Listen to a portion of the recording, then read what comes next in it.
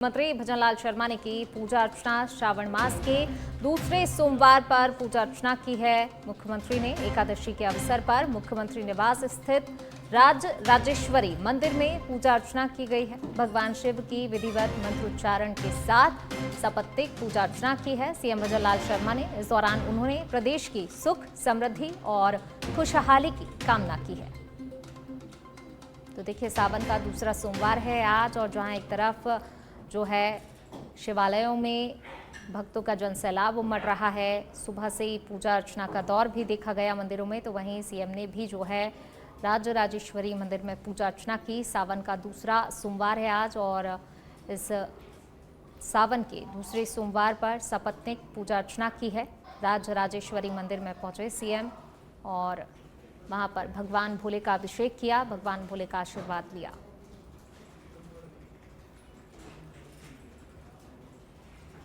चलिए बढ़ेंगे आगे, बात अगली खबर की। जामडोली थाना इलाके में युवक की हत्या का मामला। जामडोली में युवक की हत्या प्रकरण मामले में 4 आरोपी डिटेन किए गए हैं। जामडोली थाने में चल रही है चारों से पूछताछ। मुख्य अभियुक्त की गिरफ्तारी के प्रयास में टीमें दे रही संभावित ठिकानों पर दबिश। डीसीपी ईस्ट तेजस्विनी गौतम ने जानकारी दी है। वारदात के बाद इलाके में स्थिति तनावपूर्ण है। वारदात के बाद से स्थानीय लोगों में गहरा आक्रोश व्याप्त है। बड़ी संख्या में स्थानीय लोग आगरा हाईवे के किनारे जमा हुए हैं। जाम लगा दिया गया है लोगों की तरफ से। काफी ज्यादा आक्रोशित हैं ग्रामीण। पुलिस ने प्रदर्शनकारियों को खदेड़ा भी है। पुलिस के खिलाफ नारेबाजी कर रहे हैं ये प्रदर्शनकारी। पुलिस कर रही है लोगों से शांति बनाए रखने की अपील। सुरक्षा के लिए पुलिस जाब्ता तैनात है। भारी संख्या में पुलिस फोर्स वहां पर तैनात की गई है। दुकानों को भी बंद करवा दिया गया है। एहतियातन भाजपा प्रत्याशी रवि नैयर बगरू, विधायक कैलाश वर्मा मौके पर पहुंचे हैं। आरोपी पहले भी गिरफ्तार हो चुका है। पुलिस ने निकलवाया था जुलूस। पुरानी रंजिश के चलते अनस नामक बदमाश ने ये इस वारदात को अंजाम दिया था। अपने साथियों के साथ मिलकर विपिन की हत्या की। 3 बाइक पर आए 8 बदमाशों ने युवक पर ताबड़तोड़ चाकू से 14 वार किए। हत्या के बाद आरोपी ने सोशल मीडिया पर एक पोस्ट भी लिखा, जिसमें लिखा गया बदला पूरा हुआ। और अब घटना से नाराज लोगों ने बीच सड़क पर जाम लगा दिया है। काफी ज्यादा आक्रोशित हैं ग्रामीण।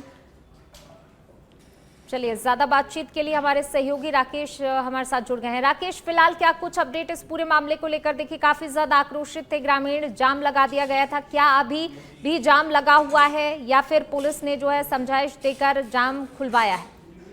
देखिए, अभी मौके पर additional police commissioner doctor Rameshwar Singh जो धरने पर लोग बैठे हैं उनसे वार्ता कर रहे हैं, उनको समझाइश कर रहे हैं। फिलहाल मौके पर पुलिस ने जो बीच सड़क पर जो ये प्रदर्शनकारी बैठे थे उनको अब साइड में ले जाकर उनसे वार्ता शुरू की है। साथ ही सबसे बड़ी बात यह है कि मौके पर ही जो लोग प्रदर्शन कर रहे थे उनको बैरिकेड लगा के रोका गया है। वहीं जो पुलिस का प्रशासन है, टास्क फोर्स है, वो चारों तरफ तैनात की गई है। मामले में अपडेट आपको बता दूं कि 4 लोगों को पुलिस ने डिटेन किया है। जामडोली थाने में उनसे पूछताछ की जा रही है और अब जो मुख्य आरोपी है उसकी गिरफ्तारी के प्रयास से पुलिस की टीमें संभावित जो ठिकाने हैं उन पे दबिश दे रही है। जी बिल्कुल, देखिए, अभी तक जो पूछताछ की गई, जो 4 लोग डिटेन किए गए हैं, कुछ जानकारी, कुछ पुख्ता जानकारी ऐसी सामने आ पाई है? क्या कुछ पुलिस की तरफ से प्रतिक्रिया मिल पाई है इस पूरी पूछताछ को लेकर, आगे की कार्रवाई को लेकर? क्योंकि जरूरी हो जाता है कि आरोपी की जल्द से जल्द गिरफ्तारी हो। देखिए, जो मुख्य आरोपी है उसकी गिरफ्तारी के लिए विभिन्न टीमें गठित की गई है, जिसमें थाने की स्पेशल टीम से लेकर जो डीएसटी ईस्ट है और जो सीआईयू टीम है उनके जवानों को लगाया गया है। संबंधित जो ठिकाने हैं उन पर जो टीमें हैं वो दबिश दे रही है। फिलहाल जो एडिशनल कमिश्नर द्वितीय है डॉक्टर रामेश्वर सिंह है, वो लोगों से समझाइश कर रहे हैं और उनको जानकारी दे रहे हैं कि इस मामले में उन्होंने 4 लोगों को डिटेन किया है। जो मुख्य आरोपी है उनको भी जल्द से जल्द गिरफ्तार किया जाएगा और कानून की धाराओं के अंतर्गत सजा का जो प्रावधान है वो सख्त से सख्त जो पुलिस अपना अनुसंधान है उसके सख्त से सख्त सजा दिलाने का जो काम पुलिस करेगी। जी बिल्कुल राकेश, जिस तरीके से जो है यहाँ पर लोग आक्रोशित हैं और स्थिति काफ़ी ज़्यादा तनावपूर्ण है, आपसे ये भी जानना चाहेंगे कि क्या इस आश्वासन के बाद पुलिस जिस तरीके से कार्रवाई कर रही है, क्या उस आश्वासन के बाद कहीं ना कहीं लोगों की थोड़ी बहुत जो नाराज़गी है, जो इतना ज़्यादा आक्रोश लोगों में देखा जा रहा था, वो शांत हो पाया है, या अभी भी लगातार उतनी ही नाराज़गी पुलिस प्रशासन के खिलाफ लोगों में अभी भी देखी जा रही है?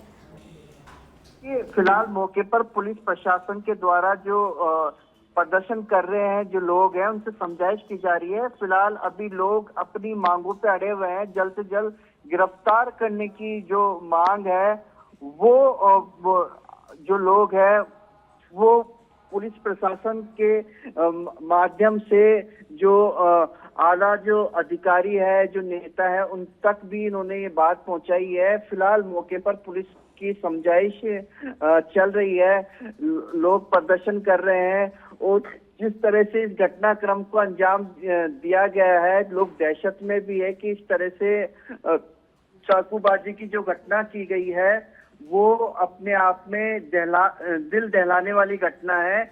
ऐसी घटना दोबारा ना हो, इसके लिए भी प्रशासन को कड़े कदम उठाने पड़ेंगे। लेकिन मौके पर जो पुलिस के आला अधिकारी है वो समझाइश में जुटे हुए हैं। फिलहाल प्रदर्शनकारियों से वार्ता चल रही है। जी बिल्कुल, देखिए सख्त एक्शन यहाँ पर लेना होगा। लॉ एंड ऑर्डर को लेकर भी कई सवाल खड़े हो रहे हैं यहाँ पर लोगों की तरफ से। राकेश, देखिए पुलिस जाब्ता तो वहाँ पर मौजूद है, लोगों को समझाइश का प्रयास भी यहाँ पर किया जा रहा है पुलिस की तरफ से, लेकिन ऐसे में जरूरी हो जाता है कि जिस प्रकार से लोग आक्रोशित हैं और आरोपियों के खिलाफ कार्रवाई भी होनी चाहिए जो इन लोगों की तरफ से मांग की जा रही है, लेकिन इनसे जब ये आक्रोशित है और ऐसे में कोई जनप्रतिनिधि इनसे मिलने पहुंचा, उनकी तरफ से कोई आश्वासन इन्हें दिया जाना भी बहुत ज्यादा जरूरी हो जाता है कि आगे इस तरीके की घटनाएं ना हो, और इसके लिए आगे किस तरीके से पुलिस प्रशासन को भी सख्त कार्रवाई करनी होगी, ये भी एक बात है। दूसरी तरफ ऐसे में जनप्रतिनिधि का पहुंचना भी जरूरी है कि आखिरकार इतनी बड़ी हत्या को इस तरीके से अंजाम दिया जाता है, उसके बाद एक सोशल मीडिया पर पोस्ट किया जाता है, तो कहीं ना कहीं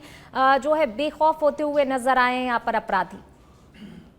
देखिए, जिस तरह से घटनाक्रम हुआ है, सभी में इसके प्रति आक्रोश है। स्थानीय जो लोग हैं वो दहशत के माहौल में है, क्योंकि जब ये घटनाक्रम हुआ तो उसके बाद जो पुलिस प्रशासन का जो रवैया है, क्योंकि लोगों का ये कहना है, स्थानीय लोगों का, कि पुलिस ने देरी की है ये मौके पर आने पर, क्योंकि युवक की जान बच सकती थी अगर उसको समय पे ले जाया जाता।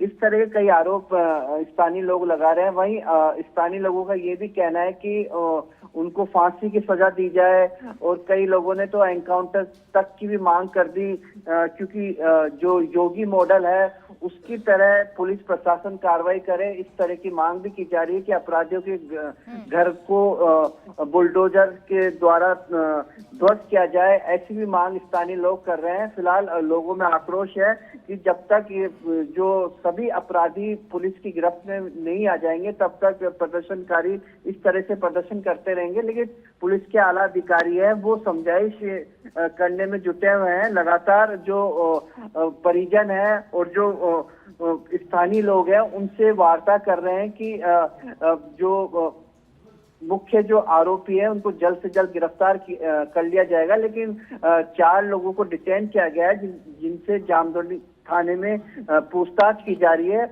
और जल्द ही जो मुख्य आरोपी है उनको गिरफ्तार किया जाएगा। शुक्रिया आपका इस तमाम जानकारी को साझा करने के लिए। तो देखिए फिलहाल 4 लोगों को डिटेन कर लिया गया है जिनसे फिलहाल पूछताछ की जा रही है। मुख्य आरोपी की गिरफ्तारी की मांग पर जो हैं लोग अड़े हुए हैं। यहाँ पर लोगों के द्वारा प्रदर्शन किया गया, पुलिस के खिलाफ नारेबाजी की गई। जाहिर सी बात है कि जब कोई जो है घर का व्यक्ति जाता है तो लोग आक्रोशित हो जाते हैं। अब वही आक्रोश यहाँ पर नजर आ रहा है, और दूसरी ओर जो और ग्रामीण मौके पर मौजूद हैं वो भी कहीं ना कहीं आक्रोशित है इस घटना को लेकर।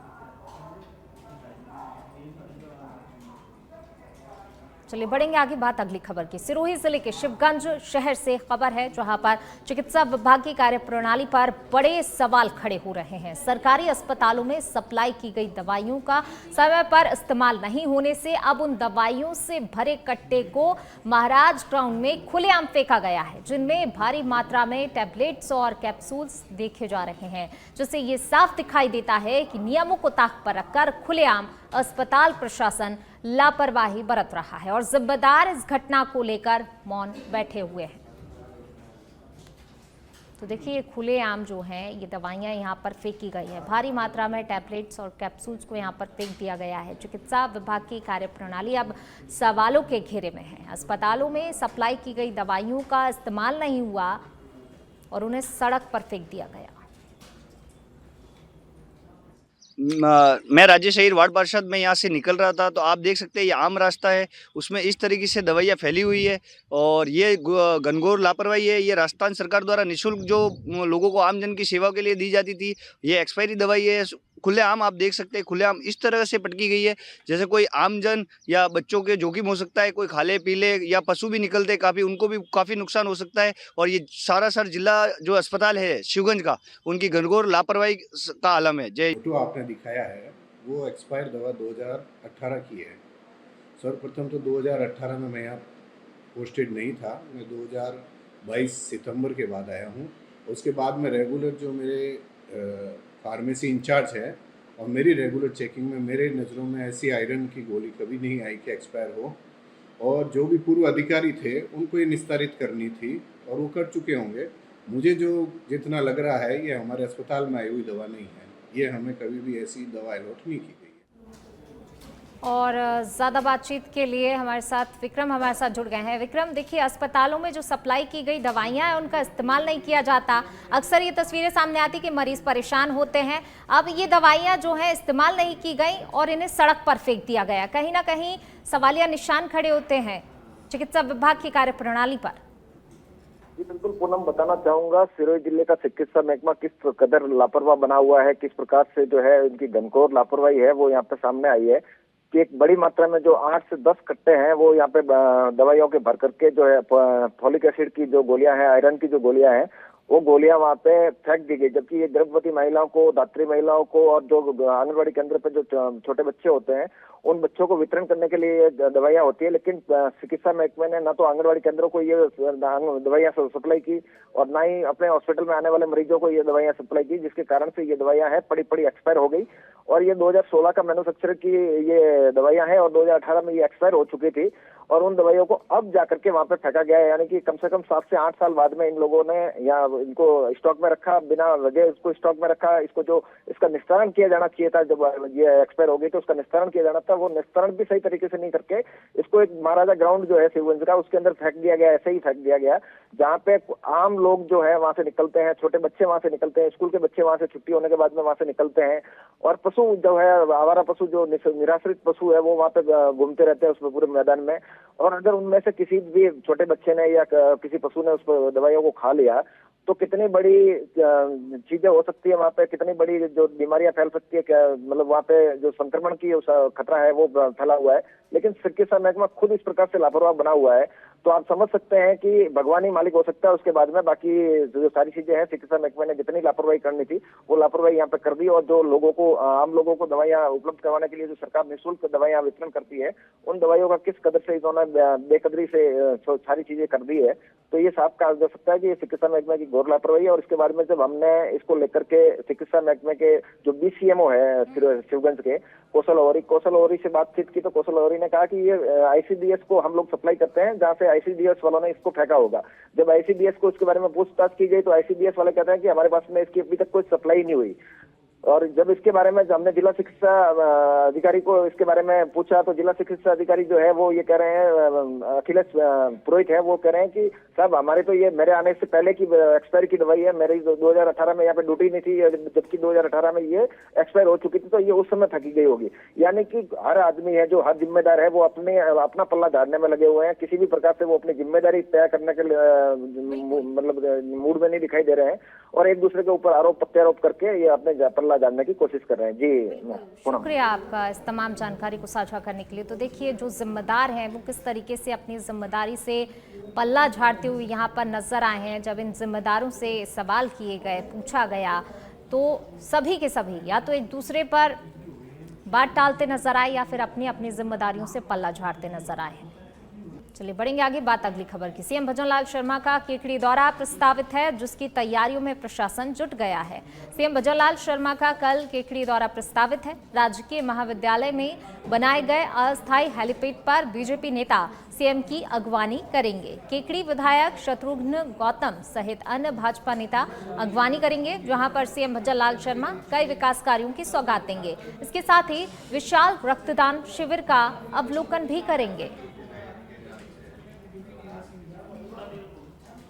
तो सीएम भजनलाल शर्मा का केकड़ी दौरा प्रस्तावित है। कल वो केकड़ी के दौरे पर रहने वाले हैं, लेकिन इससे पहले तमाम तैयारियां वहां पर की गई हैं और किस तरीके से जो है तैयारियों को अंतिम रूप दिया जा रहा है मुख्यमंत्री के दौरे को लेकर यहां पर। राजस्थान के मुख्यमंत्री भजनलाल शर्मा का मंगलवार को केकड़ी में प्रस्तावित दौरा है और इस दौरे की तैयारियां जोरों शोरों पर चल रही है। मैं आपको बता दूं कि मुख्यमंत्री भजनलाल शर्मा मंगलवार को केकड़ी विधानसभा में कराए गए करोड़ों रुपए के विकास कार्यों का शिलान्यास और लोकार्पण करेंगे। इस कार्यक्रम की तैयारियां जोरों शोरों पर चल रही है। आपको बता दूं कि मुख्यमंत्री भजनलाल शर्मा सुबह 11 बजे राजकीय महाविद्यालय में बनाए गए पर उतरेंगे। उसके बाद कार्यक्रम स्थल कृषि उपज मंडी पहुंचेंगे। कृषि उपज मंडी में सबसे पहले विधायक शत्रुघ्न गौतम के जन्मदिन के मौके पर आयोजित विशाल रक्तदान शिविर का अवलोकन करेंगे। उसके बाद कार्यक्रम स्थल सभा स्थल पर पहुंचेंगे, जहां पर केकड़ी विधानसभा में कराए गए करोड़ों रुपए के विकास कार्य का शिलान्यास और लोकार्पण करेंगे। आपको बता दूं कि केकड़ी में मुख्यमंत्री की यात्रा की तैयारियां भव्य चल रही है। इस वक्त कृषि उपज मंडी में हजारों लोगों के बैठने के लिए एक विशाल पंडाल बनाया गया है और प्रशासनिक अधिकारी भी लगातार कार्यक्रम स्थल का दौरा कर रहे हैं। कार्यक्रम की तैयारियों को यहाँ अंतिम रूप दिया जा रहा है। सच बेदरक के लिए कैमरामैन विजय कुमार सेन के साथ मैं सिकंदर अली। चलिए बढ़ेंगे आगे। पूर्व आरटीडीसी अध्यक्ष धर्मेंद्र राठौर ने पुष्कर सरोवर के जल भराव क्षेत्रों का दौरा किया। इस दौरान धर्मेंद्र राठौर ने लोगों की समस्याएं भी सुनी। पूर्व आरटीडीसी अध्यक्ष धर्मेंद्र राठौर ने मीडिया से बातचीत में स्थानीय विधायक व जल संसाधन मंत्री सुरेश रावत पर जोरदार हमला बोला और कहा कि मंत्री सुरेश रावत को पुष्कर के लोगों की परवाह नहीं है। इसके पूर्व में आरटीडीसी अध्यक्ष धर्मेंद्र सिंह राठौर ने घाट पर पवित्र पुष्कर की पूजा अर्चना की और पुष्कर सरोवर का दूध अभिषेक कर कांग्रेस के राष्ट्रीय अध्यक्ष मल्लिकार्जुन खड़गे की दीर्घायु की मनोकामना भी की।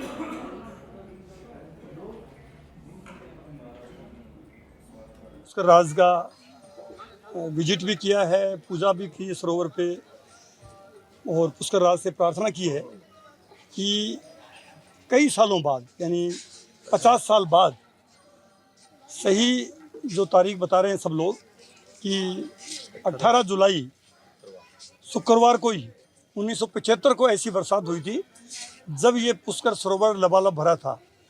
50 साल बाद ठीक 18 जुलाई 2025 शुक्रवार को ही वापस से इतनी भारी बारिश हुई और इसमें पुष्कर सरोवर आज हम देख रहे हैं लबालब है। और अब खबर चूरू के सरदार शहर से है, जहां पर कांग्रेस कार्यकर्ताओं ने विधायक अनिल शर्मा के नेतृत्व में रैली निकालकर स्मार्ट मीटर के खिलाफ जोरदार विरोध प्रदर्शन किया। प्रदर्शन के बाद राज्यपाल के नाम तहसीलदार को ज्ञापन सौंपा गया। इस दौरान विधायक ने कहा कि स्मार्ट मीटर से उपभोक्ताओं की निजता और आर्थिक सुरक्षा पर खतरा है। किसी भी कीमत पर ये मीटर नहीं लगने देंगे। वहीं प्रदर्शन में कांग्रेस पदाधिकारी और सैकड़ों कार्यकर्ता मौजूद रहे। देखिए, निश्चित रूप से ये जो स्मार्ट मीटर का पूरे देश में भारी विरोध हो रहा है। आज आप देख रहे हैं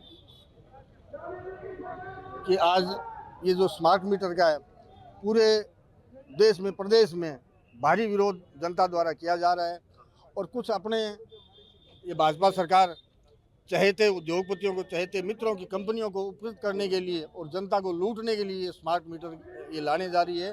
तो हमारी पार्टी इसका विरोध करती है और निश्चित रूप से हम ये दावे के साथ कह सकते हैं कि हम यहाँ स्मार्ट मीटर सरदार शहर में नहीं लगने देंगे। किस तरह की शिकायतें मिली है स्मार्ट मीटर को लेकर इतना? देखिए, स्मार्ट मीटर में आपको पता है जियो का फ़ोन जब शुरू में लॉन्च हुआ था फ्री मुफ्त में उसकी लत लगाई गई। कुछ समय बाद जब लोग आदी हो गए तो फिर उसका चार्ज शुरू किया और आज आप हालात देख रहे हैं।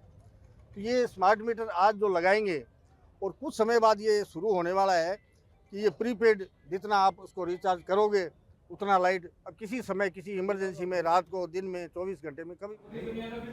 और अब खबर उदयपुर से है, जहां पर जिला कलेक्टर नमित मेहता की अध्यक्षता में कलेक्ट्रेट सभागार में राजस्व प्रकरणों की समीक्षा बैठक हुई। इस बैठक में राजस्व से जुड़े हुए समीक्षा की गई। इसके साथ ही समय पर गुणवत्ता पूर्वक निस्तारण के भी निर्देश दिए गए। बैठक में कलेक्टर ने ई फाइलिंग की समीक्षा की। इसके साथ ही सभी कार्य ई फाइलिंग से करने और फाइल्स का समयबद्ध डिस्पोजल करने के निर्देश भी दिए गए। कलेक्टर ने अधिकारियों को निर्देश देते हुए कहा कि राजस्व न्यायालय से जुड़े हुए कार्यों को गंभीरता से लें। इसमें किसी भी तरह की कोताही बर्दाश्त नहीं की जाएगी। तो कलेक्ट्रेट सभागार में राजस्व प्रकरणों को लेकर बैठक हुई, जिसमें अधिकारियों को निर्देश भी दिए गए। जिला कलेक्टर की अध्यक्षता में बैठक हुई और किसी भी प्रकार की कोताही न करने की यहां पर साफ तौर पर निर्देश दिए गए हैं। चलिए बढ़ेंगे आगे, बात अगली खबर की। जयपुर में शनिवार को होटल बुरडेरा होटल में एक अनूठा संगीत संध्या कार्यक्रम राग मल्हार आयोजित हुआ, जिसने मॉनसून की फुहारों के साथ सुरों की मधुर वर्षा भी कर दी। इस कार्यक्रम में केवल 40 विशिष्ट अतिथियों को आमंत्रित किया गया था, जिन्होंने सूफी संगीत, गजलों और फरमाइशी गीतों का भरपूर आनंद लिया।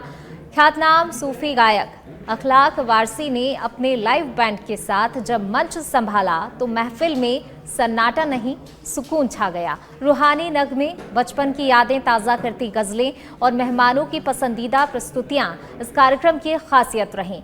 रात 7:30 बजे से शुरू हुआ ये कार्यक्रम देर रात तक चलता रहा और हर अतिथि ने इसे मन और आत्मा को ऊर्जा देने वाला अनुभव बताया।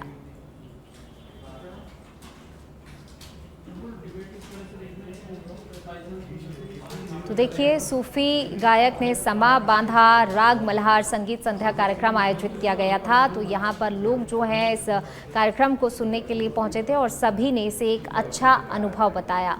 तो गज़ल और सूफी गायन ने सभी का मन मोह लिया। लोग काफ़ी जो हैं इस कार्यक्रम को बहुत ही आनंद के साथ सभी ने सुना।